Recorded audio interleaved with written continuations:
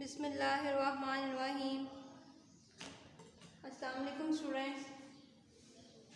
आज हम उर्दू का सबक नंबर 5 पढ़ेंगे और वो है हज़रत दाऊद अलैहिस्सलाम। आज हम हज़रत दाऊद अलैहिस्सलाम के बारे में पढ़ेंगे, उनकी कहानी पढ़ेंगे। तो स्टूडेंट्स आइए हम अपनी कहानी का बाकायदा आगाज़ करते हैं। स्टूडेंट, ये एक कहानी है जो कि एक किसान की और एक आदमी जो है उसके बारे में है जिसकी बकरियां जो हैं वो सारी खेत उसका ख़राब कर देती हैं, किसान का उसकी सारी फसलें खा जाती हैं। स्टूडेंट्स, मैं आपको बताती हूँ इस कहानी के बारे में कि खेत वाला जो है वो रो रो कर अपना हाल जो है वो इसमें सुना रहा है कि हजूर, इस आदमी ने मुझ पर बहुत बड़ा जुल्म कर दिया है, मुझे बर्बाद कर दिया है। मेरे खेत में फसल बिल्कुल तैयार थी, 1-2 दिन में अनाज कटने ही वाला था, मगर इसने अपनी बकरियों को नहीं रोका। सब की सब मेरे लहलहाते हुए खेत में घुस आईं और आते ही आते सारी उन्होंने फसल जो थी वो चट कर डाली, सारी फसल वो खा गईं। मैंने इनको रोकने की बहुत कोशिश की, मगर 1-2 बकरियां होती तो शायद मैं रोक भी लेता, लेकिन बकरियों की तादाद ज़्यादा थी, ये सब खा गई। हजूर, मैं बर्बाद हो गया, मैं तबाह हो गया। अब मैं क्या करूं और मैं कैसे अपना गुजारा करूं? तो स्टूडेंट, ये तो उस किसान का थोड़ा सा मैंने आपको बताया कि किसान जो था, जिसका खेत था, जिसकी फसलें पककर तैयार होती, ये उसका मैंने आपको थोड़ा सा किस्सा बताया जो कि अपनी दास्तान सुना रहा है कि उसके साथ क्या माजरा, क्या किस्सा पेश आया। तो स्टूडेंट, एक खेत वाला जिसके खेत में चंद बकरियां आईं, कुछ बकरियां आईं, उसका रेवड़, एक आदमी का रेवड़ वहाँ से जो गुजर रहा था वो उसके खेत में आया और उसने उसके खेत को सारा खा लिया, उसकी फसलों को सबको खेत को ख़त्म कर डाला। तो स्टूडेंट्स, वो जो था किसान, वो बहुत परेशान हुआ और उसने कहा कि अब मैं क्या करूँगा, मेरा तो सारा कुछ ख़त्म हो गया, सारी फसलें तबाह हो गईं, मेरे पास अब कुछ नहीं बचा। अब जो है मैं क्या करूँगा, मेरे बाल बच्चे अब भूखे मरेंगे, यानी मैं और मेरे बच्चे जो हैं वो भूखे मरेंगे। तो हुजूर इंसाफ कीजिए, मेरे हाल पर रहम कीजिए। अल्लाह ताला आपकी बादशाहत, अल्लाह ताला ने आपको बादशाह बनाया है, आप मेरी मदद करें। तो उसने ये सारा जो वाक़या उसके साथ पेश आया था उसने वो बादशाह को सुनाया। तो बादशाह ने दूसरे आदमी को आगे बढ़ने का इशारा दिया। तो वो आगे जो आदमी जो था वो आगे बढ़ा। तो बादशाह ने पूछा, क्या ये जो आदमी है जिसका खेत था, ये क्या सच बोल रहा है? तो वो जो आदमी था उसने जवाब दिया कि जी हाँ हुजूर, ये बिल्कुल सच कह रहा है। तो आगे से बादशाह ने कहा कि तुमने अपनी बकरियों को क्यों नहीं रोका? तो इसने कहा कि मैंने रोका था, मगर गला बड़ा था, इसलिए रोक नहीं सका। तो उसने कहा कि मैं मानता हूँ कि ये सारा नुकसान मेरी बकरियों की वजह से हुआ है, तो मैं इस बात को तस्लीम करता हूँ कि मेरी बकरियों ने ही इस आदमी का नुकसान किया है, इसके खेत में से सारी उसकी फसलें जो हैं उसको बर्बाद कर दिया है, वो उसको खा गई हैं सारी।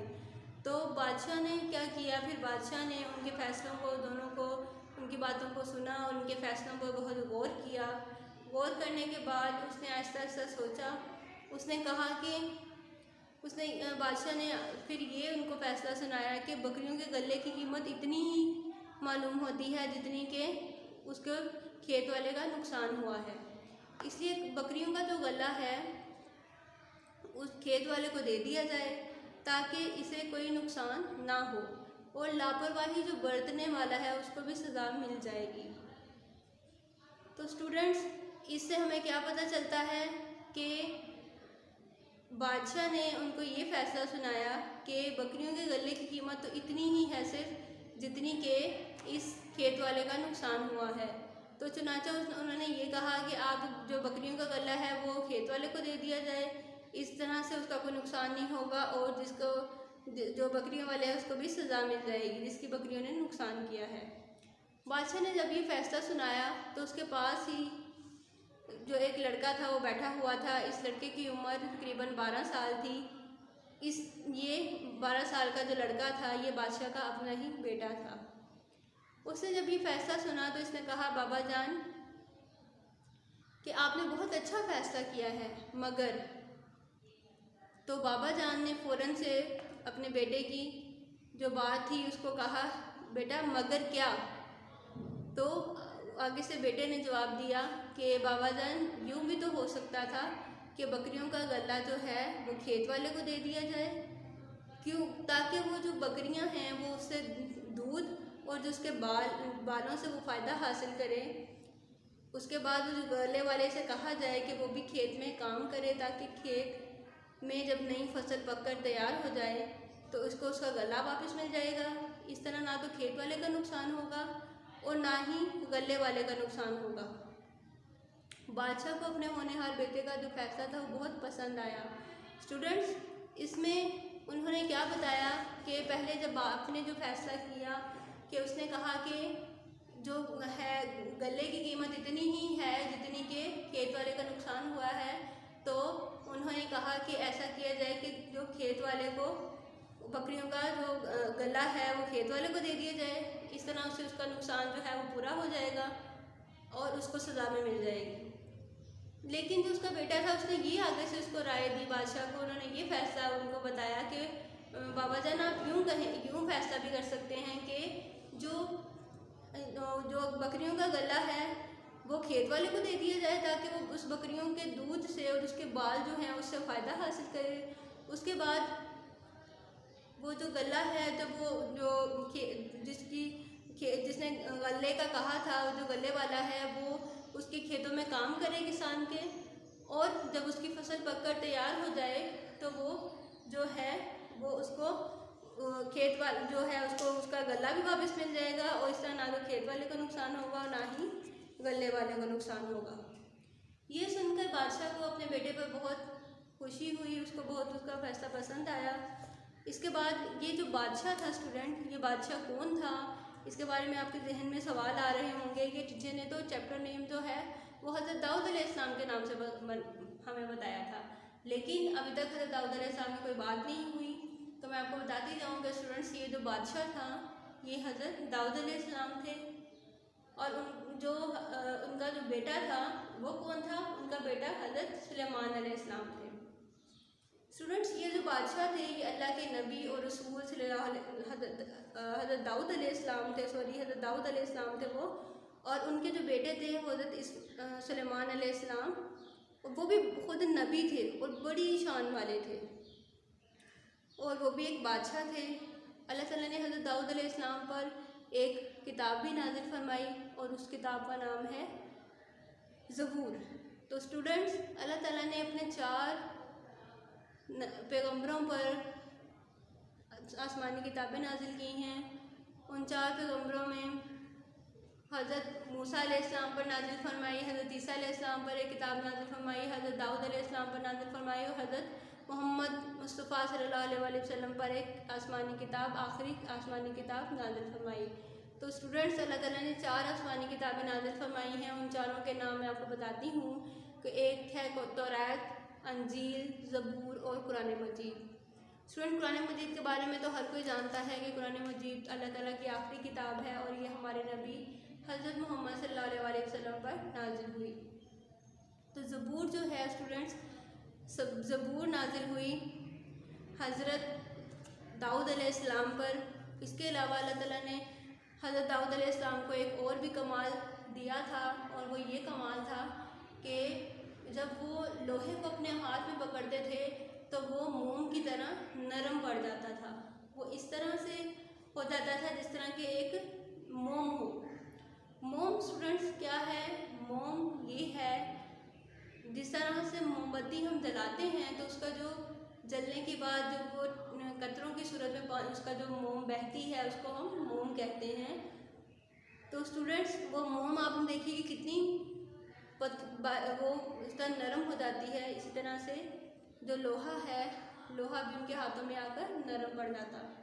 स्टूडेंट्स, लोहा कितना सख्त होता है, बहुत सख्त होता है। उसको एक ख़ास टेम्परेचर पर एक हीट दे के उसको पिघला के उसको गर्म करके उसके बाद भट्टियों में उसको जला के फिर उसके बाद उसको एक ख़ास टेम्परेचर पे उसको मोड़ा जाता है, उसके साथ उसकी चीज़ें बनाई जाती हैं।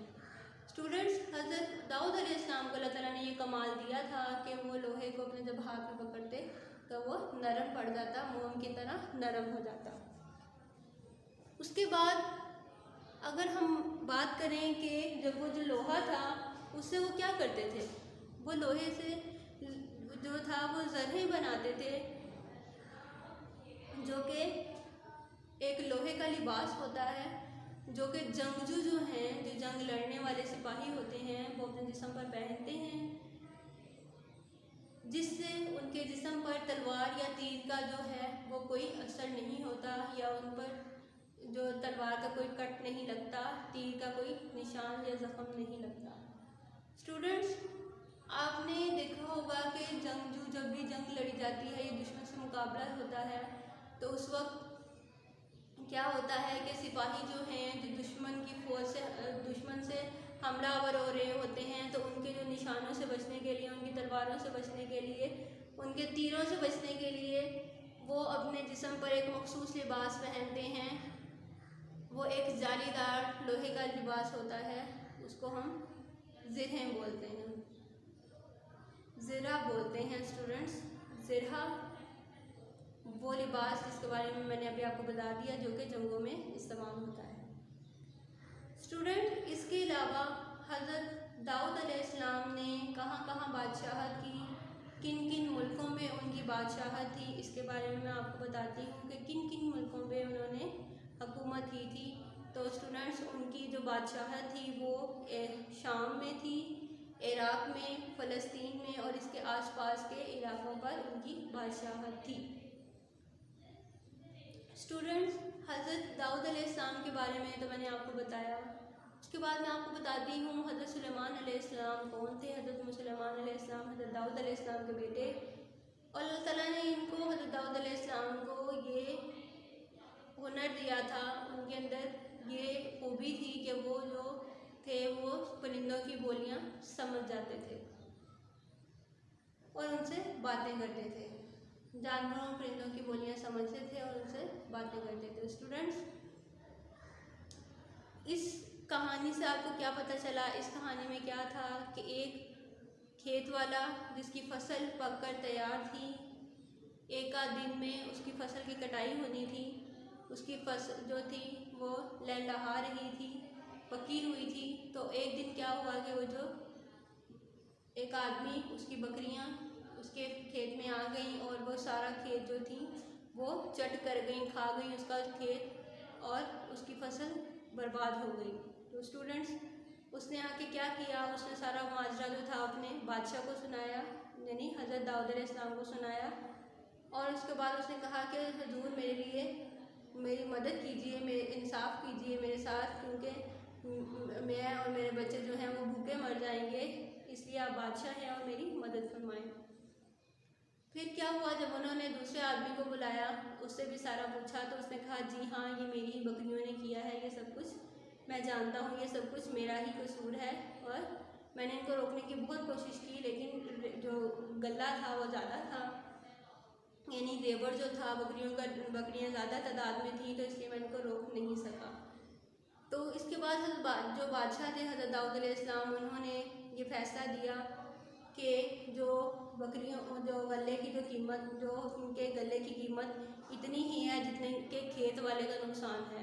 चुनाचा जो है वो बकरियों का जो गला है वो खेत वाले को दे दे, यानी बकरियों का जो रेवड़ है वो खेत वाले को दे दे, तो इस तरह से उसके नुकसान की तलाफ़ी भी हो जाएगी और उसको सज़ा भी मिल जाएगी।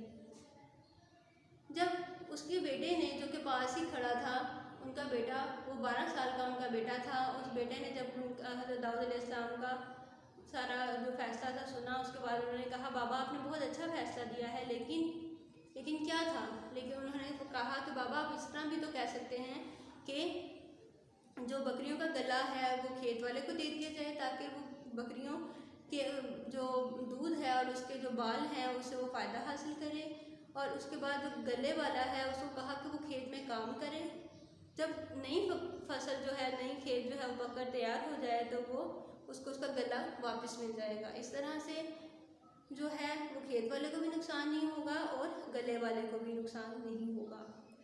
बादशाह को जो ये फैसला था अपने बेटे का, हज़रत सुलेमान अलैहिस्सलाम को जो फैसला था वो बहुत पसंद आया। इसके बाद मैंने आपको बताया कि हज़रत दाऊद अलैहिस्सलाम अल्लाह के नबी थे, उन पर अल्लाह ताला ने एक किताब ज़बूर नाज़िल फरमाई और अल्लाह ताला ने उनको एक कमाल दिया कि वो लोहे को जब हाथ में पकड़ते तो वो मोम की तरह नरम पड़ जाता और उससे वो ज़िरहा बनाते थे, यानी जो लोहे का लिबास, जालीदार लिबास था वो बनाते थे, जो कि जंग के दौरान सिपाही पहनते थे, जो जिससे तलवार या तीर का असर नहीं होता था। उसके बाद मैंने आपको बताया है कि हज़रत दाऊद अलैहिस्सलाम ने किन इलाकों पर हुकूमत की। तो हज़रत दाऊद अलैहिस्सलाम ने शाम, इराक़, फ़लस्तीन और इसके आसपास के तमाम इलाकों पर हुकूमत की। तो स्टूडेंट्स, ये तो मैंने आपको इसके बारे में, स्टोरी के बारे में बताया। अब हम चलते हैं इसके अल्फाज मायनी की तरफ। तो स्टूडेंट, हमारा पहला अल्फाज मायनी है हाल। हाल किसको बोलते हैं स्टूडेंट? हाल बोलते हैं किस्सा या फिर माजरा।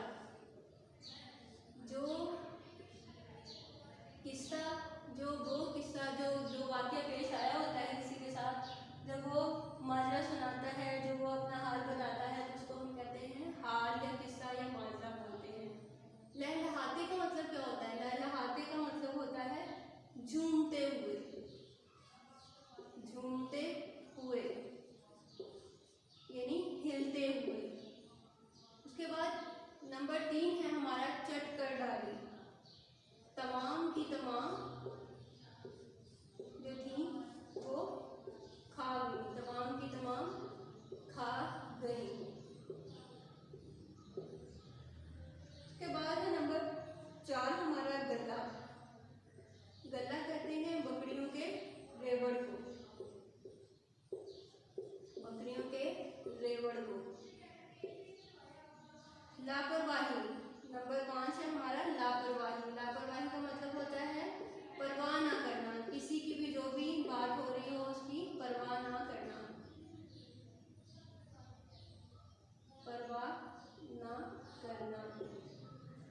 उसके बाद हमारा नंबर 6 है होनेहार। होनेहार का मतलब क्या है स्टूडेंट्स? होनेहार का मतलब है ज़हीन, यानी जिस तरह क्लास में टीचर आपको बैठी हैं या कि ये बच्चा बहुत होनहार है, ये बच्चा बहुत ज़हीन है, आपके माँ बाप भी कहते होंगे या कोई भी आपको कहता है ये बच्चा बहुत जहानत इसमें है, ये बहुत बच्चा बहुत काबिल है, ये बच्चा बहुत होनहार है। उसके बाद है थम जाते। थम जाते का मतलब होता है रुक जाते।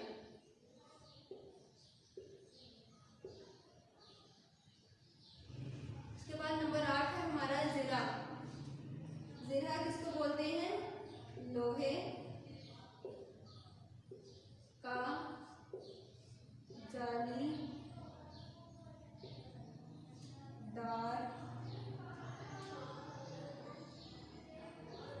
का जालीदार जूता जो लड़ाई के वक्त पहनते हैं।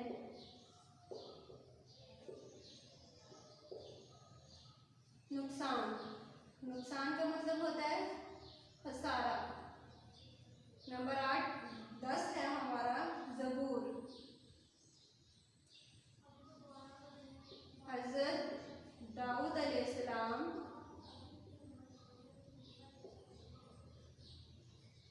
पर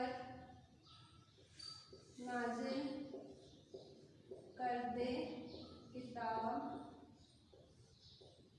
का नाम। तो स्टूडेंट्स, ये तो थे हमारे अल्फाज मायनी। तो सबसे पहला हमारा अल्फाज मायनी था हाल। हाल का क्या मतलब था? किस्सा या माजरा। नंबर 2 है हमारा लहलहाते। लहलहाते का मतलब क्या होता है? झूमते हुए। नंबर 3 है हमारे पास चट कर डाली। चट कर जाना, खा जाना किसी चीज़ को, तमाम की तमाम खा गई। नंबर 4 है हमारे पास गल्ला। गल्ला किसको बोलते हैं? बकरियों के रेवड़ को, यानी तो बकरियों की तादाद ज़्यादा होती है तो उसको हम रेवड़ बोलते हैं, गल्ला बोलते हैं। लापरवाही। लापरवाही का क्या मतलब है स्टूडेंट्स? लापरवाही का मतलब है परवाह न करना, किसी की परवाह ना करना। नंबर 6 है हमारा होनहार। होनहार का मतलब क्या है स्टूडेंट्स? ज़हीन। नंबर 7 है हमारे पास थम जाते। थम जाते का मतलब क्या है? रुक जाते, ठहर जाना, स्टे करना, इसको हम कहते हैं थम जाना। जैसे अगर बारिश हो रही थी तो अल्लाह के हुक्म से वो रुक गई या थम गई, इसको हम कहते हैं थम जाना, रुक जाना। नंबर 8 है हमारे पास ज़िरा। ज़िरा जिसको बोलते हैं लोहे का वो जालीदार कुर्ता जो कि लड़ाई के वक्त पहनते हैं, जिसमें तलवार या तीर का कोई असर नहीं होता। नंबर 9 है नुकसान। नुकसान का मतलब क्या है? खसारा। नंबर 10 वाला है हमारे पास अल्फाज मानी ज़बूर। हज़रत दाऊद अलैहिस्सलाम पर जो नाजिल हुई आसमानी किताब, जो अल्लाह ताला ने अपने नबी पर नाजिल फरमाई किताब, उसका नाम क्या था? ज़बूर। स्टूडेंट्स, ये तो हमने किए अपने अल्फाज मानी। अब हम अल्फाज जुमले की तरफ आते हैं। हाँ, तो हमारे अल्फाज जुमले हैं कुछ यूँ कि पहला है बादशाह, खेत वाला, खेत वाला बादशाह से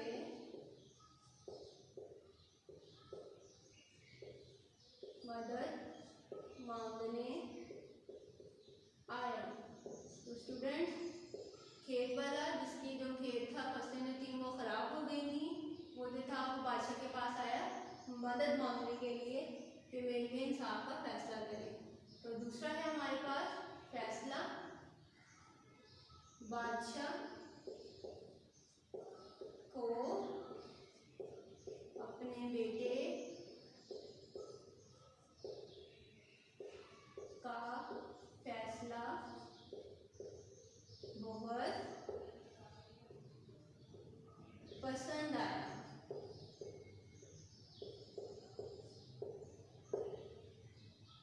जी स्टूडेंट्स, बादशाह को अपने बेटे का फैसला पसंद आया था ना? जी हाँ जी। उसके बाद है हमारा नंबर 3 जुल्म। हमें जानवरों पर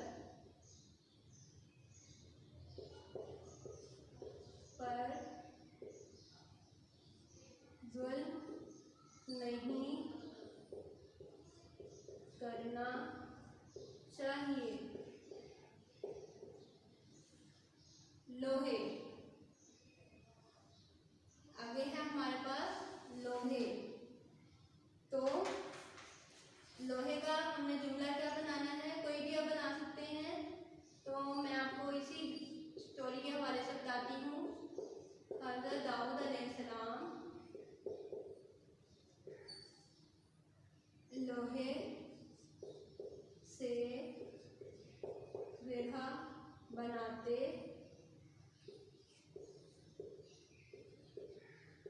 थे। नंबर 5 है हमारा आखिरी वाला कि किताब तो अल्लाह ने हज़रत दाऊद अलैहिस्सलाम पर किताब नाजिल की। तो स्टूडेंट्स, ये थे हमारे अल्फाज जुमले।